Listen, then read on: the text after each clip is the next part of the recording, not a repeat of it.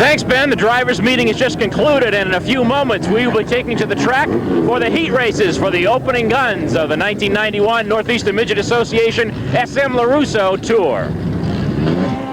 In heat race action, it was the Seymour brothers opening up the season, with Mike Seymour taking the first heat win in a late race pass of Jim Miller in the number 12.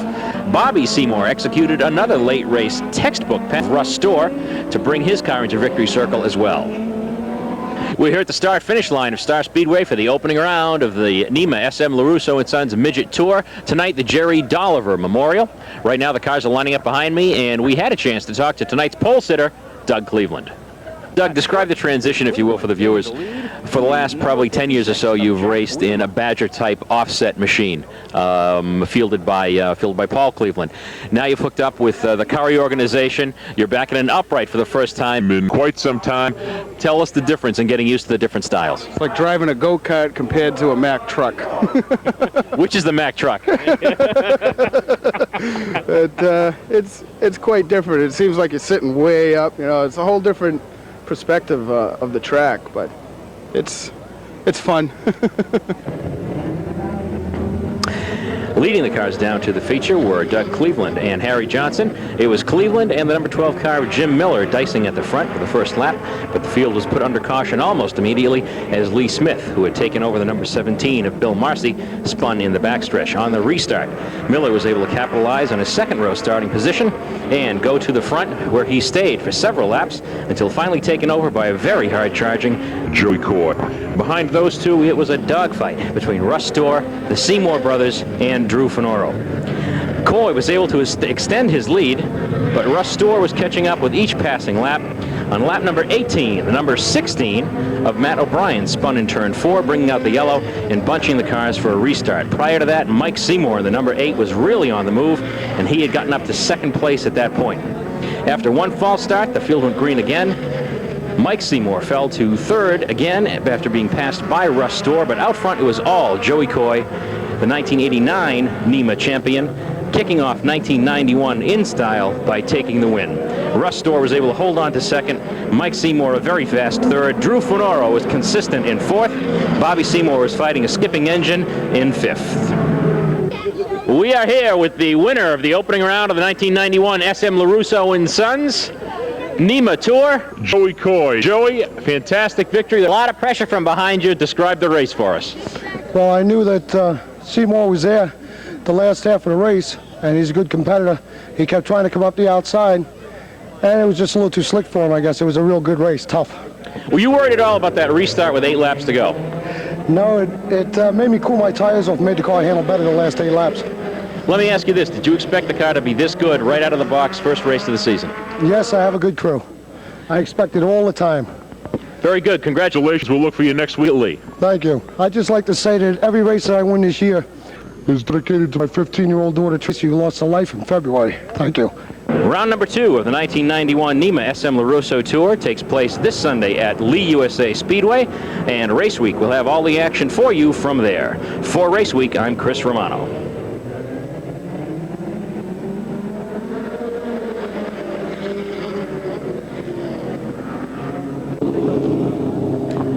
Thanks, Ben. We're here on a lovely Sunday afternoon at Lee USA Speedway for round 2 of the SM LaRusso & Sons 1991 Northeastern Midget Association Tour. Practice has just finished. We're about to get the heats underway. Before we do get the heats under the way, we had a chance to talk with Joey Coy and Russ Storr, who finished 1-2 respectively last week at Star Speedway. We asked them their assessment of their chances for this weekend. Think you can make it 2 in a row?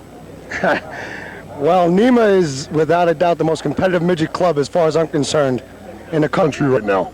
When we start a feature, any one of 12 cars can win it. It's not that easy. It's a job. So, Russ, first time at Lee this year, the practice sessions are over. How's the car running? Pretty well. The engine's good. It's got a little bit of a push, which we think we'll have fixed in time for the heat and the feature.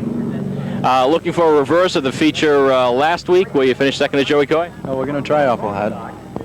In heat race action, it was a repeat of what happened the week before at Star Speedway. First heat, the number 83 of Doug Cleveland took off for a couple of laps, but coming up strong was the number 8 of Mike Seymour.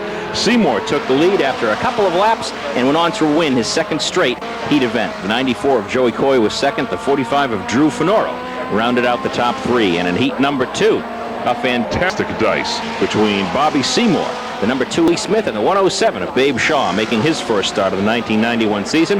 When all was said and done, it was Bobby Seymour taking his second straight heat race on the year. Lee Smith was second, and the 107 of Shaw rounded out the top 3. Heat races are now complete. We're enjoying a short intermission, and then we'll roll out for the 25-lap feature event for the Midget Series. Just before the feature lined up, we had a chance to talk with pole sitter of the event, Rick Hart. We're here with pole sitter Rick Hart. Rick, first time out here in 1991, Lee Speedway, fast rates of a mile. What are your feelings? Well, it's like a different car than we had last year. It's the same car, but we made a lot of changes on it over the winter, and we're getting it sorted out little by little. The chassis isn't sticking real good, but we made some changes for the feature, and we hope it gets along a little better. Overall, how are you running today? Fair. Not as well as I'd like to, but unless you win, you don't. Well, at feature time, the president of the Northeastern Midget Association, Mike Favuli, had to stand atop his feature, but what a feature it was that he got to watch. Breaking out from the pack early was the number 12 New Jersey for Joey Payne, a new entry on the NEMA roster this year. Payne had a freight train behind him consisting of a door, the Seymour brothers, the 45 of Drew Finoro, and the 94 of Joe Coy. Payne was able to hold on to the lead for 5 laps before being passed by Russ Storr. Storr did a brilliant move in turn 1 in traffic, found the way around, and was able to get by Payne. Russ Storr was never headed, taking his first victory of the 1991 season and beginning the title defense, as he is the defending champion of the Northeast Midget Association. Mike Seymour was able to pick his way through traffic as well as the race went green to checker. Seymour was never quite able to catch up to Storr, however, and had to settle for second place. Bobby Seymour came on strong in the closing stages. A great battle for third place was waged between he, Joe Payne, Finoro, and the 94 of Joey Coy. Payne was able to hang on for 4th. Drew Finoro just beat his brother Nicky to the line. Nick was driving the number 22 for Mike Scrivani. And Joe Coy finished 7th on the day. We were able to get Russ Storr's thoughts and take a look at a badly worn right rear tire in Victory Lane. Russ, just from taking a look at that right rear, it didn't have too long to go on it, did it? No, I don't think we'll use that one again. Russ, the key to this race seemed to be breaking out of the pack early and then trying to find a way around traffic since it went green to checker. Yeah, traffic was very tough, and we did get a break early. Very glad everything came out the way it did. Overall, how was the car performing? Very well, very well. Good way to begin the series defense for 1991? Well, it's better than we ended it here last year. Next up on the NEMA SM LaRusso & Sons Tour will be May 25th, the night before the Indy 500 at Star Speedway. This is a recent addition to the schedule. We'll be back at Star Memorial Day weekend, and Race Week will have all the action for you from there. For Race Week, I'm Chris Romano. The Storr family well represented here at Lee USA Speedway today. It's great. Thanks, Ben. We're here in the Jim Miller pits with what remains of his race car in the back of his truck. The story of the heat races at Star tonight for the second time in as many years. Jim Miller takes a violent flip out of the park. The stage was set at the beginning of heat number 1. A false start situation occurred. Miller launched over the back of Dickie Elliott into a frightening series of flips. Fortunately, he emerged unhurt from the wreck. On the restart, the battle was between Joey Coy in the 94 and Jeff Horn in the 47. Horn, the super modified veteran, tried several times on the outside, but at the end had to settle for second. Russ Storr brought up third. Heat number 2 for the third time in as many events. Mike Seymour out front, handily winning this heat race. The number 80 of Mike Favuli was in second, and a dogfight for third resulted in Lee Smith taking the spot over the 107 of Babe Shaw. Feature time saw Bill Marcy and Babe Shaw lead down a field of midgets for New England's very own night before the 500. Babe Shaw took off out into an early lead. Brian Caruso followed Shaw, Caruso making his first start of the 1991 season. The yellow came out for lap 3 and would set the tone for the rest of the event. Mike Favuli, Joe Boy, and number 47 of Jeff Horn were involved in a spin. Coy and Horn came to a stop because of the accident. Faguli stopped at the start-finish line to have his belts checked. Under NEMA, he was then allowed to go back into the position that he originally held because he did not stop because of a spin in the accident. Mike Seymour disagreed with Faguli, and the two had some on-track discussion about it. While the yellow flag kept over the field, Faguli was eventually to restart in 4th position.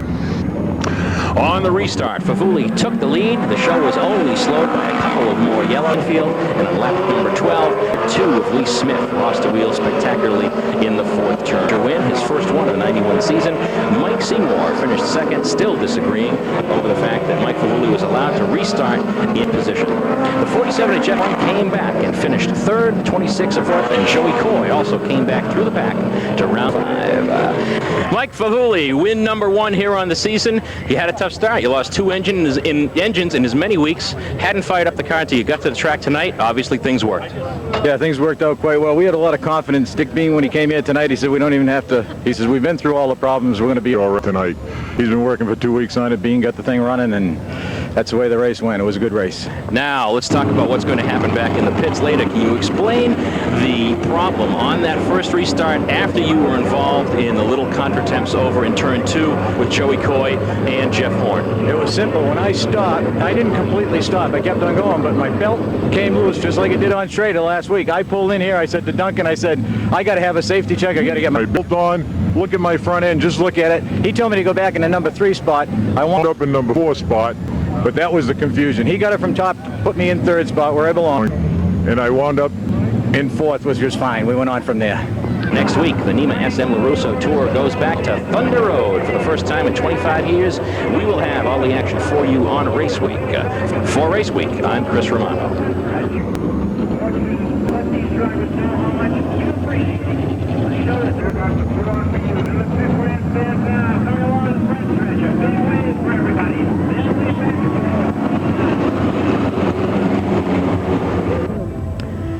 Thanks, Ben. We're here on a gorgeous Sunday afternoon in Vermont with a huge crowd on hand at Thunder Road to watch the return of the midgets to the Speedway for the first time in over 25 years.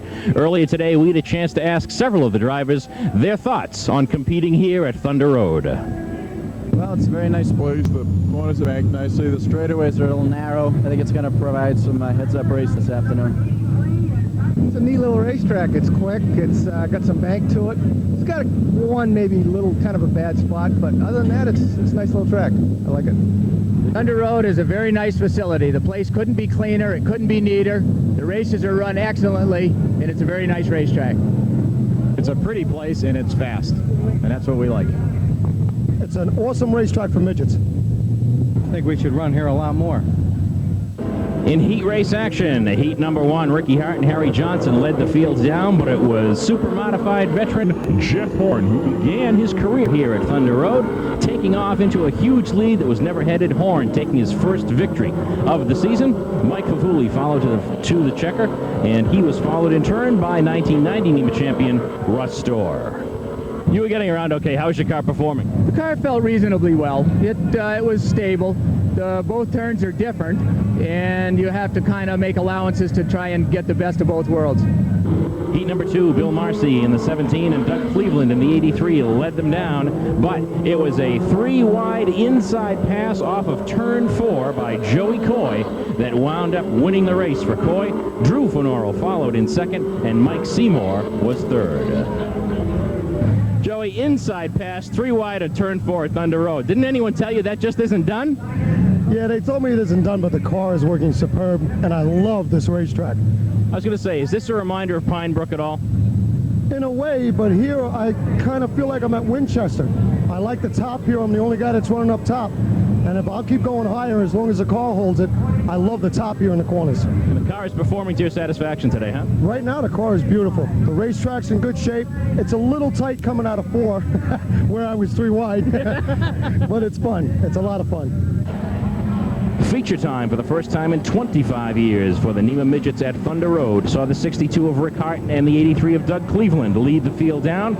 But it was the 94 of Joey Coy that took off into a big early lead, a lead that may not have been headed were it not for the spin of the number 16 of Matt O'Brien coming out of turn 4 a few laps into the feature. After several attempts at a restart, Coy was able to hold on to the position. The 8 of Mike Seymour doggedly fought to hold on to second, but it was the 47 of Jeff Horn that was coming through the pack. Horn was able to pick off Seymour, then go by Coy, survive yet another restart, and go on to take his first feature win since Riverside Park in 1989. Joey Coy followed in second. The 8 of Mike Seymour was third. Drew Fenoro and Russ Storr rounded out the top 5. Jeff, first win since Riverside of 1989. It comes here at Old Home Week practically at Thunder Road. How does it feel? Hey, this is great. I got a lot of friends out there. I got 2 of the people that really started me in racing out here. One is my father-in-law, Clarence Rock, and the other is the man that got me interested, who's an old friend of mine by the name of Craig Lewis. Tell us how the car performed. Did you have any inkling in the heat that it was going to perform this way in the feature? Well, the car was performing well, but you know, I've been around long enough to know that that doesn't mean anything. When it's luck, you know and I know, 99% luck, 1% skill. And speaking of luck, were you concerned at all about the restarts? Well, nobody likes to have a lot of restarts, but I don't mind it. When the car works, hey, if it's going to be your day, Chris, it isn't going to matter. The NEMA Midgets take a week off and then resume at the next round, which will be at the Waterford Speed Bowl, June 15th. Race Week will have all the action for you from there. For Race Week, I'm Chris Romano.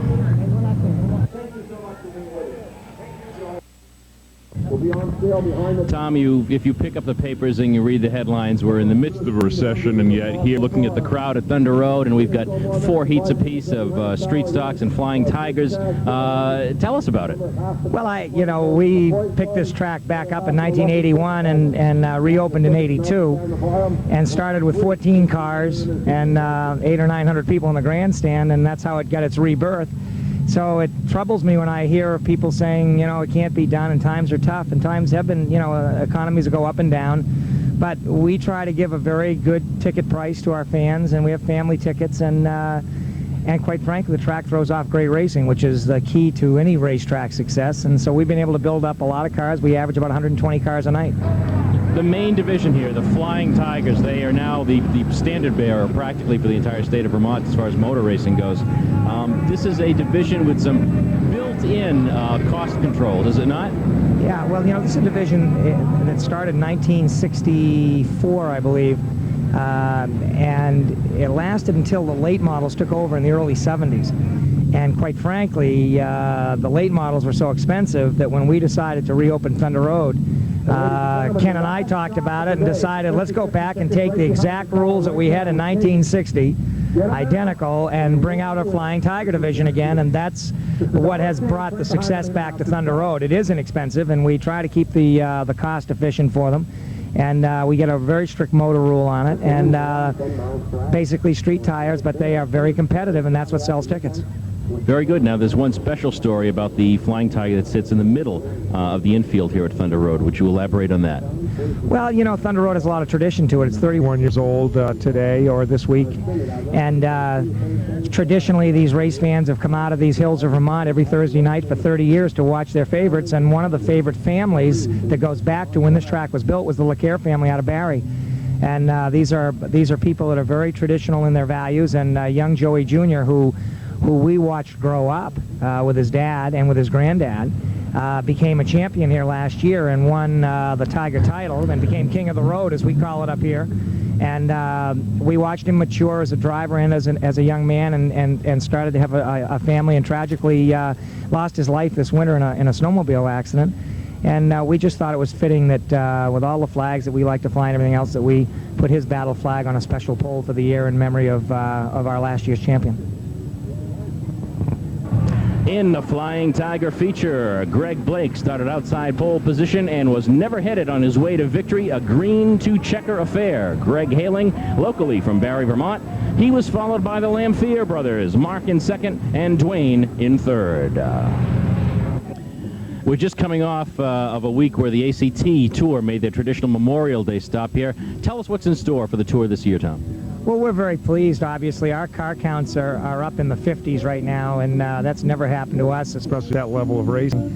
But we've got off to a great start. Our first 5 races have had all but one standing room only crowd, and I think the only reason we didn't have standing room in that place is because it seated 12 or 14,000. We did have about 8,000 there, so we're happy on the fans. We're happy from the standpoint that our car count's up, and I guess I'm most happy at the progress that our young guys are making. We've really worked hard in the last 4 years to bring the new breed along, knowing that someday they had to take over from Cabana and Crouch and Dragon.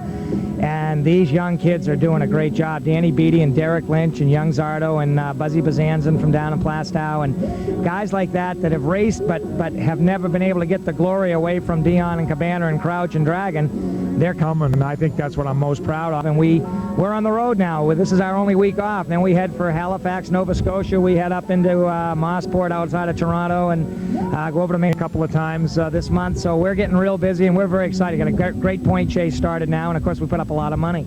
So they're running for $100,000 to win. So that's pretty good cash.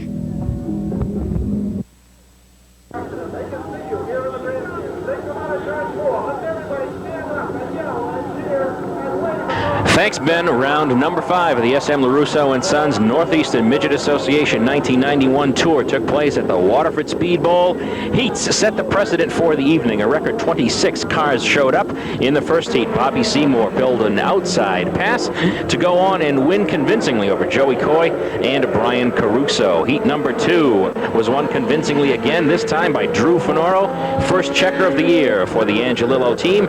He won it over Joe Payne and Mike Seymour. 26 cars lined up for the feature. Frankie Antorno led the first lap and then was taken over by Brian Caruso. About 5 laps into the event, the number 50 of Jensen Picardal out in an open wheel car for the first time, slowed to a stop in turn 4, got some spectacular flame out of the exhaust during a lengthy yellow. The leader at that point, Brian Caruso, had to drop out on the restart.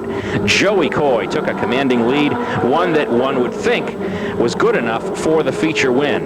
Another yellow. About 10 laps into the event, Russ Storr stopped on the backstretch. Coy held off another restart. When on lap 13, the number 19 of Stan Beluziak was dropping fluid on the track. Another yellow. On the restart, it was Coy again, Drew Fenoro in second, and the 80 of Mike Favuli in third. Eventually, Favuli was able to get around Fenoro. This put him in an advantageous position because with about 5 laps to go, Coy came up upon the car of E.J. Deauville, had to go high in order to avoid the traffic, and slipped back to 4th place, handing Mike Favuli his 2nd win of the year. Drew Fenoro tried to get second, but was shy by a wheel. Bobby Seymour finished third. Joey Coy recovered for 4th, and Jeff Horn, winner last time out, worked his way to 5th at the checkered flag. Mike Favuli, the first repeat winner of the 1991 season. What went through your mind when you saw Joey Coy high in the marbles there? Well, frankly, I thought if that kid held on to it, then I was going to be all right. If he lost it completely, then the yellow was going to come out and it was going to be a dogfight. Simple as that. How was the car working up until that point? The car was working better and better as we went along. That's why I had some confidence even before that incident that it would be a good race. Joey's a good competitor. I was looking forward to it. Part of it's luck, part of it's racing. Next time out for the NEMA Midgets will be June 28th, a Friday night at Lee USA Speedway. Race Week will have all the action for you from there. For Race Week, I'm Chris Romano.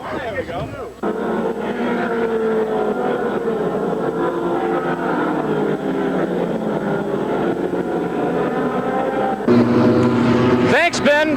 We're here at Lee USA Speedway, and as you can see, the midgets are pushing off behind me for their 25-lap SM LaRusso & Sons Northeastern Midget Association feature. Earlier today, heats were taken by Bobby Seymour and Joey Payne. Seymour won his heat hand, going away from Brian Russo and Joey Coy. In the second heat, Payne jumped out to a quick lead after 1 lap. The race was halted by a yellow flag on the second lap for a small tangle between Ricky Hart and Paul Lawless. On the restart, Payne was able to hold off for 9 more laps, winning handily and Mike Seymour. And Caruso and Babe Shaw led the pack down for the start of his 5-lap feature. Caruso got out early, but the yellow flag flew as Jeff Horn looped it in turn number 4. On the restart, Caruso jumped out again, but on his way through the was Bobby Seymour, taking the lead after a few laps and stretching it out to a big one. Brian Caruso gamely held for second. But up through the pack was coming the 94 of 1989 champion Joey Coy. Coy slipped into second, and Pay at Seymour's lead when with 3 laps to go made an inside move on the backstretch that carried him to his second victory of the 1991 season. Bobby Seymour had all he could do to hold on to second place. Mike Seymour finished in third. Mike Favuli was fourth, and rounding out the top 5 was Russ Storr. Joey Coy, win number 2 on this 1991 season. Each lap, you worked at it, you worked up at it, picked up a 1/10 of a second here, a 1/10 of a second there. Were you worried you were running out of time? Yes, I was. I was definitely worried about time. But I knew once he hit the lap cars, he was losing his right rear tire just like I was. I knew once he hit the lap cars, once he got to the outside, he was going to lose a little ground, and that's why I gained on him. Every time he went around the lap car, I'd gain a few feet. Just hoped that I could get him in open ground, and I did. This win certainly padded the points lead, and you'll be going into Agawam with a fairly sizable lead next week. Yes, we will. We'll have a pretty good lead, but it's never over in this club. This club is do or die till the last race of the season. Bobby Seymour coming off a win last week in Southside, Virginia, about 5 laps shy, roughly, here at Lee USA. Well, I think we just got a little cocky there towards the end. I don't know, I guess we need radios because I had a little brake problem, so I was trying to just be smooth and use as little brake as possible, and I couldn't see anybody coming up, and all of a sudden, bingo, there he was. You know, there's no way of getting any signals to know how much of a lead you have. He did a heck of a job. It's his race, but I just got caught napping. Next up for the SM LaRusso & Sons 1991 Midget Tour, Riverside Speedway in Agawam, Massachusetts, the tight little ring where we're expecting a banner field of cars. Race Week will have all the action for you from there. For Race Week, I'm Chris Romano. Mike Favoli in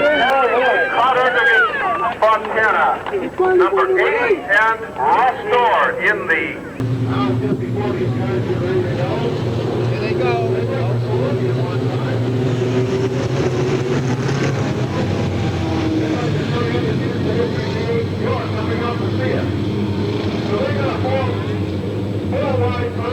Coming down the backside, let's have everybody there in the third turn. Stand up, I yell, and cheer, and just see you later. As they come down with the backside to run right at the stairs in the third turn. As they come out on the fourth turn, everybody get on the front stretch. Get on the big wave. As they're on the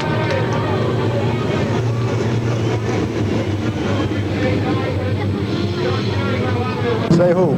Rick, what's it going to take to win the Oxford 250? A lot of luck and good tire wear.